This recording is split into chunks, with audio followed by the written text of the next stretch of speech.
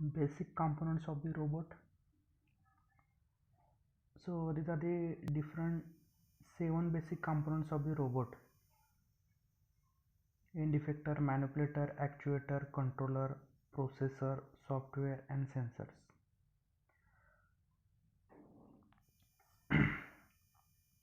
So this is the manipulator. Manipulator is the important component of the robot.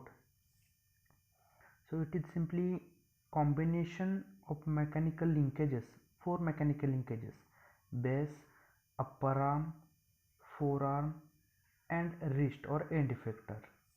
It is simply combination of 4 mechanical links connected by the joints, 3 joints: shoulder joint, elbow joint and wrist joint, to form an open loop kinematic chain.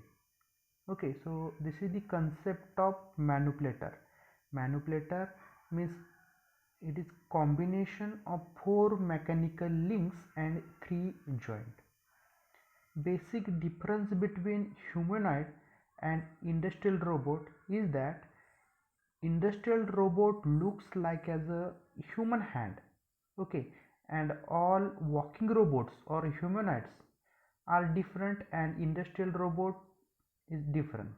Okay, means industrial robot is particularly used for application of manufacturing and non-manufacturing industry. Okay, so first important parameter or first basic component: manipulator. Manipulator is the combination of mechanical linkages connected by the joints to form an open loop kinematic chain.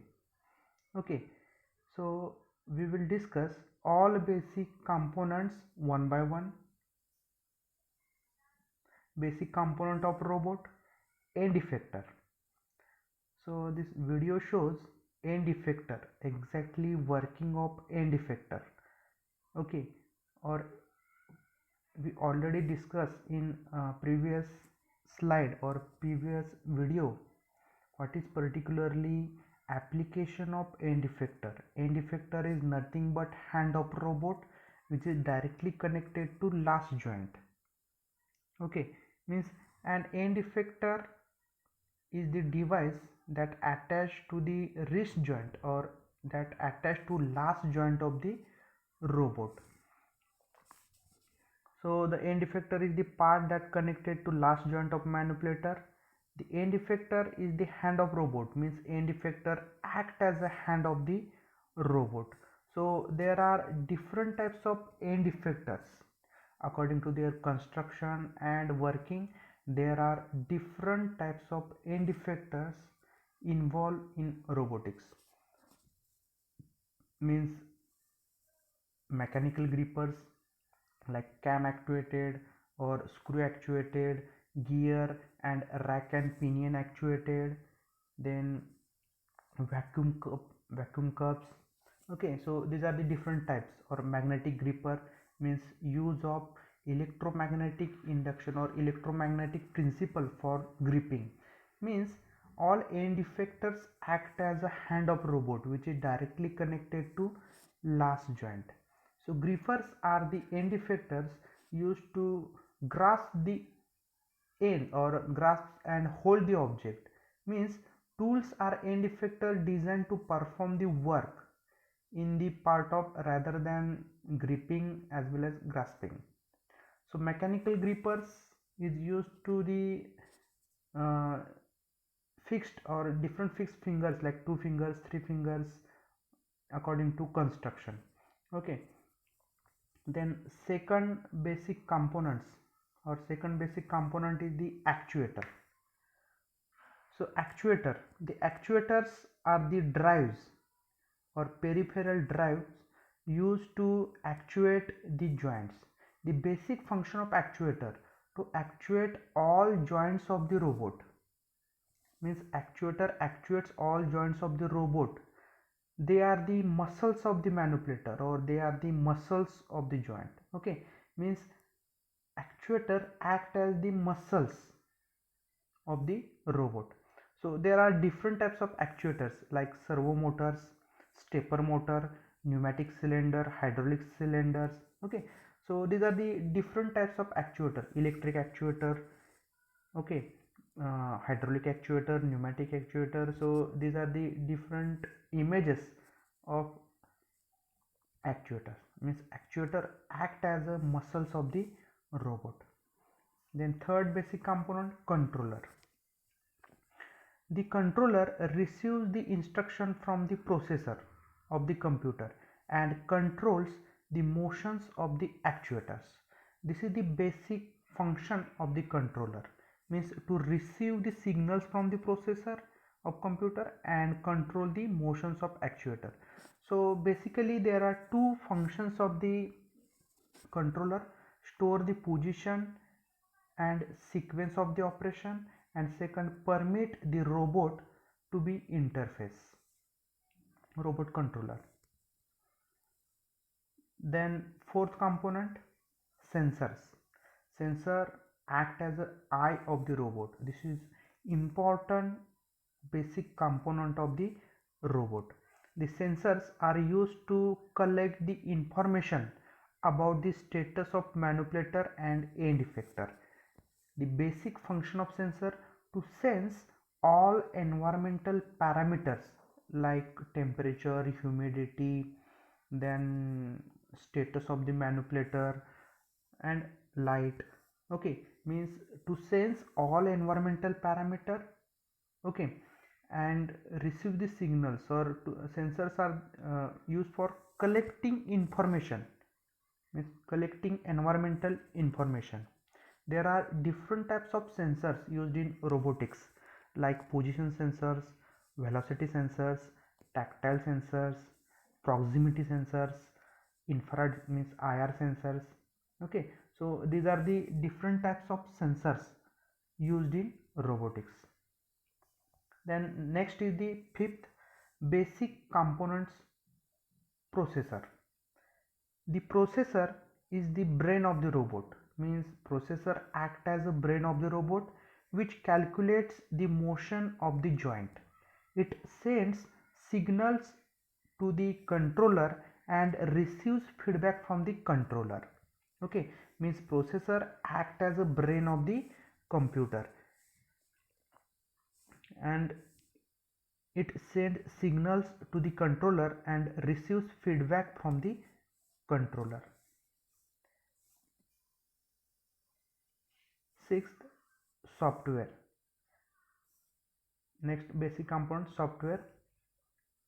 So software, there are three groups of softwares: operating system softwares, then robotic softwares, and application program softwares. For operating software or operating system softwares used for operating the computer, robotic softwares are used for the operating robots, for example Python robotics, then RoboMind and RoboLogix. These are the different types of robotic software used to operate the robot. Then application program softwares are generally used for application of peripheral devices like drives, or to operate the different drives: electric drives, pneumatic drives, then hydraulic drives. So these are the three different software groups used in industrial robots. Then degrees of freedom. This is the important unit content of industrial robot chapter. Degrees of freedom. What are the different degrees of freedom of industrial robot? So first of all, we will discuss the definition of degrees of freedom. So in that definition of degrees of freedom is defined as one of the variable which is required to define the motion of a body in a space. Okay, means degrees of freedom is defined as one of the variable which is required to define motion of a body in a space. So every joint has 1 degree of freedom, hence total degrees of freedom of robot equals to number of joint. Means total degrees of freedom of robot is equal to number of joints. So in last video we already discussed different joints of the industrial robot, like shoulder joint, elbow joint and wrist joint. Okay, means each joint having 1 degree of freedom. Okay, so first is the elbow joint. Okay, first shoulder joint, elbow joint and wrist joint. So every joint has 1 degree of freedom, hence total degrees of freedom of robot equal to number of joint. So according to different joints or different variables, motion variables, there are 6 degrees of freedom used in robotics. Okay, so first 3 degrees of freedom for the arm and 3 degrees of freedom for the wrist. So what are the 3 degrees of freedom for the arm and what are the 3 degrees of freedom for the wrist? So degrees of freedom for the arm: vertical traverse, radial traverse and rotational traverse. These are the 3 degrees of freedom for the arm: vertical traverse, radial traverse and rotational traverse.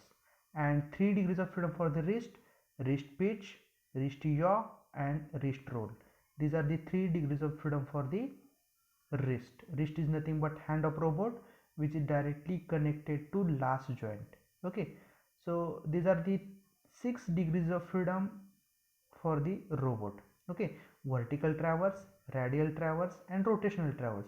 These are the 3 degrees of freedom for the arm and 3 degrees of freedom for the wrist: wrist pitch, wrist yaw and wrist roll. So we will discuss these 6 degrees of freedom. So first is the vertical traverse. What is particularly meaning of vertical traverse? So first, vertical traverse. Vertical traverse